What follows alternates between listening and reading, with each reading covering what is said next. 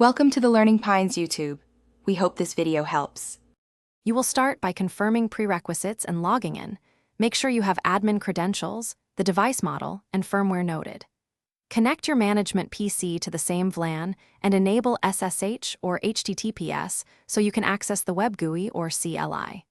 Once connected, back up the existing configuration to a safe location and prepare the DNS server IPs and domain name you will apply.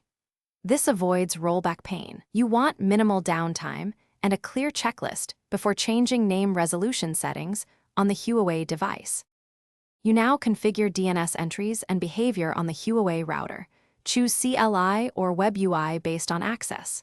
First, set primary and secondary DNS IPs and the preferred domain, then enable DNS caching and set a reasonable TTL to balance freshness and performance. Next, configure DNS forwarding or conditional forwarding if internal domains differ. This reduces latency. When done, apply the changes and save to startup config so they persist across reboots. Make sure to verify interfaces and ACLs won't block DNS traffic as you proceed. You finish by verifying DNS resolution and monitoring behavior. Run nslookup or dig from your management host to confirm names, resolve and responses come from the configured DNS servers. Inspect the DNS cache and system logs on the Huawei device for errors, and check packet filters and ACLs in case queries are dropped.